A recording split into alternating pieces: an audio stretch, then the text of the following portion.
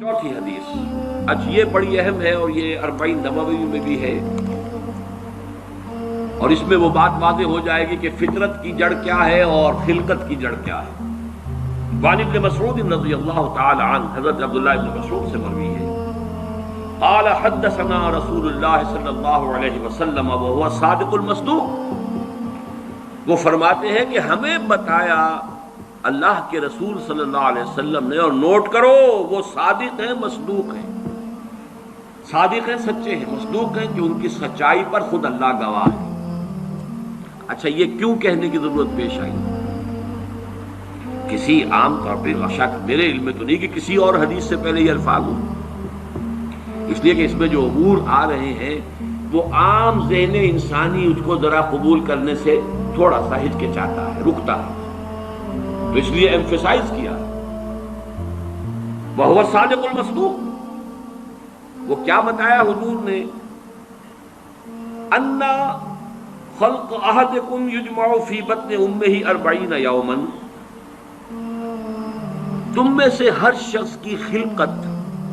اس کے ماں کے پیٹ میں 40 دن ہوتی ہے، نطفتن 40 یوما نطفتن، وَيَكُونُ عَلَقَةً مِثْلَ ذَلِكَ، اسی طریقے سے پھر وہ علقہ کی صورت میں ہوتی ہے، ثُمَّ يَكُونُ مُضْغَةً مِثْلَ ذَلِكَ، پھر اتنا ہی عرصہ اس کا مضغہ کی ایک سٹیج ہے، ثُمَّ يَبْعَثُ اللَّهُ إِلَيْهِ مَلَكًا بِأَرْبَعِ كَلِمَاتٍ، پھر اس کو اللہ تعالیٰ اس کے پاس بھیجتا ہے، یعنی یہ 120 دن 4 مہینے، اس کے بعد نفخ روح ہوتی ہے، اور اس نفخ روح کے ساتھ ہی وہ جو علم الہی کی کتاب قدیم ہے اس میں جو اس شخص کا کھاتا ہے پرٹیکولر، اس کا پرسنل لیجر جو ہے، وہ اس کی پوری کاپی جو ہے وہ وہاں پر درج کر دی جاتی ہے۔ تو اللہ تعالیٰ بھیجتا ہے، یا یہیں سے بعض فقہا نے یہ مسئلہ نکالا ہے کہ 120 دن تک 4 مہینے تک جو جنین ہوتا ہے رحم مادر میں، اس پر انسان کا اطلاق نہیں ہو سکتا، وہ حیوان انسان تو ہے صرف، ابھی انسان نہیں ہے، انسان اس وقت مکمل ہوگا جب روح پھونکی جائے گی، اور وہ 120 دن کے بعد ہے۔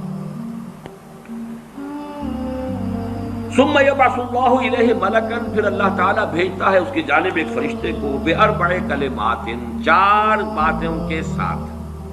فیکتب له، اب یہاں پہ کتاب کے لفظ کو پھر نوٹ کر لیجیے، میں سمجھتا ہوں بڑا مناسب لفظ زبان پر آ گیا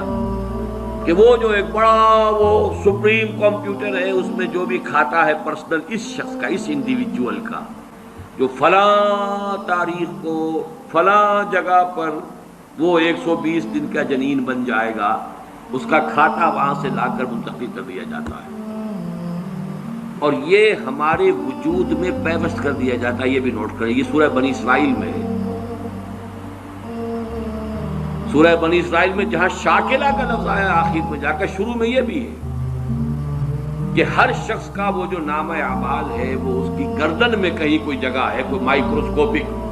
مائکروسکوپی بھی کوئی الٹرا مائکروسکوپک ہوگی کہ جس کے اندر وہ فی عنقہ ونخرج له یوم القیامۃ کتابا یلقاہ منشورا وکل انسان الزمناہ طائرہ فی عنقہ ونخرج له یوم القیامۃ کتابا یلقاہ منشورا۔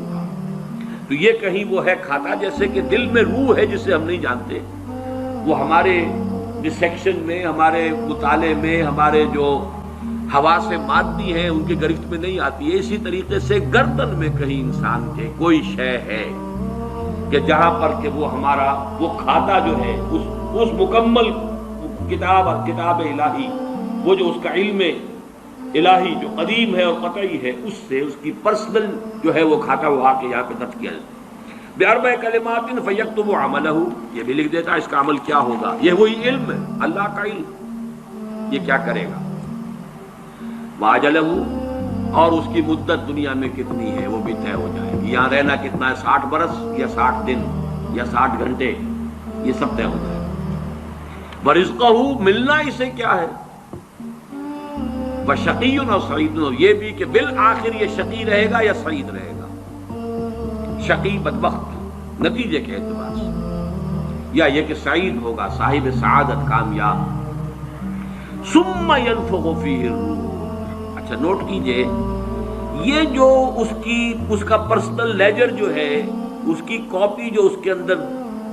لتھی کر دی گئی ہے، چپکا دی گئی ہے، کہیں انسرٹ کر دی گئی ہے، یہ نفخ روح سے پہلے ہے. ثم ينفخ فيه الروح، وہ فرشتہ اس لیے کہ اس کا سارا تعلق جو ہے اس باڈی سے،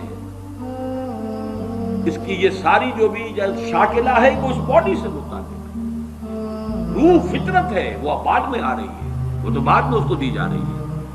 اس کی وہ آزاد شخصیت، آزاد چوائس، وہ اس فطرت کی بنا پر ہے. ثم ينفخ فيه الروح، پھر وہ فرشتہ اس میں روح پھونک دیتا ہے. فوالذی لا الہ غیرہ، تو اس اللہ کی قسم، اس ہستی کی قسم جس کے سوا کوئی الہ نہیں. ان احدکم لیعمل بعمل اہل الجنۃ حتی ما یکون بینہ وبینہا الا ذراع. تم میں سے کوئی شخص اہل جنت کے سے عمل کرتا رہتا ہے یہاں تک کہ، اب یہاں میں ایک الفاظ کا اضافہ کر رہا ہوں بات کی وضاحت کے لیے، اس کو بریکٹ میں سمجھیے، بظاہر دیکھنے والوں کے نزدیک اس کے اور جنت کے درمیان بس ایک ہاتھ کا فاصلہ رہ جاتا ہے. فَيَسْبِقُ عَلَيْهِ الْكِتَابُ، کہ اس پر پھر وہ جو نوشتہ تھا، اس میں تو لکھا تھا شقی، پھر اچانک اس کی زندگی میں انقلاب آتا ہے اور اس کے اوپر وہ نوشتہ جو ہے اللہ کا علم الہی کا جو غلط نہیں ہو سکتا، اس کا ظہور ہوتا ہے. فَيَعْمَلُ بِعَمَلِ أَهْلِ النَّارِ فَيَدْخُلُهَا، پھر وہ جہنمیوں کے سے کام کرنے شروع کر دیتا ہے اور اس میں داخل ہو جاتا ہے. وَإِنَّ أَحَدَكُمْ لَيَعْمَلُ بِعَمَلِ أَهْلِ النَّارِ، اور تم میں سے کسی شخص کا معاملہ یہ بھی ہو سکتا ہے کہ وہ عمل کرتا ہے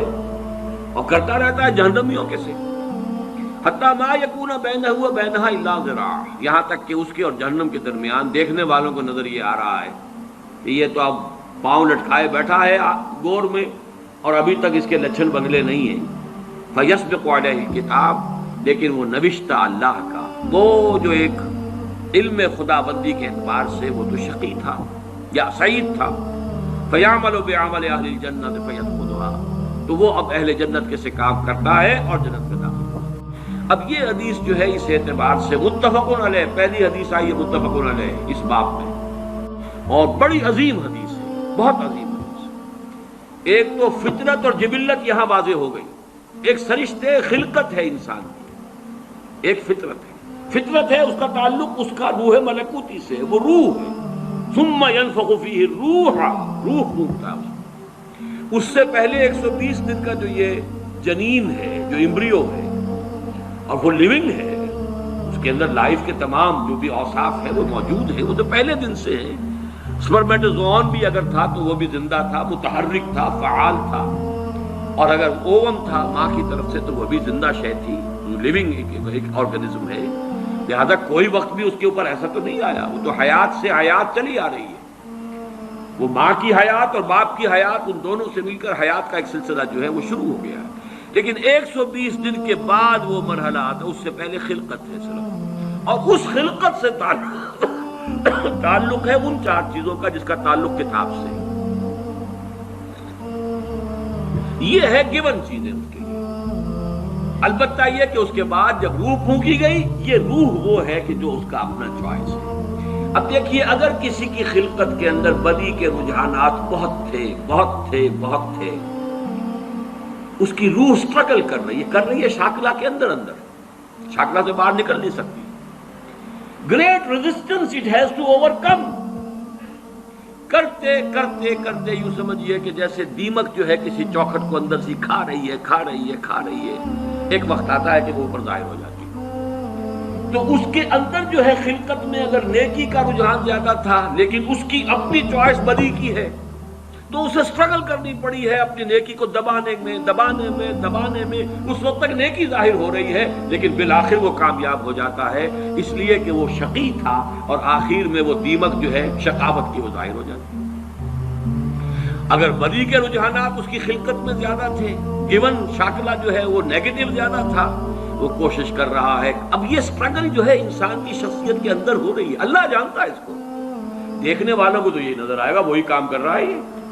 جو پہلے 10 سال پہلے کر رہا تھا آج بھی وہی کر رہا ہے. انہیں نظر نہیں آئے گا کہ اس نے کتنی محنت کی ہے، کتنی بار گرا ہے پھر اٹھا ہے، پھر گرا ہے پھر اٹھا ہے، کتنی مرتبہ جو ہے اوور پاور کیا ہے اسے اس کی اس خلقت نے اور شیطانی وساوس نے جو اس کو اور سپورٹ کر رہے ہیں، لیکن اس نے اپنی he has not given up his struggle، اس کے اندر لگا رہا ہے یہاں تک کہ بالآخر کامیاب ہو گئے۔ لیکن دیکھنے والوں کو جو نظر آئے گا اس کے اعتبار سے حدیث نے بات کو واضح کر دیا، کوئی اشکال نہیں، الحمدللہ میرے ذہن میں کوئی اشکال اس حدیث کے درجے میں باقی نہیں رہا۔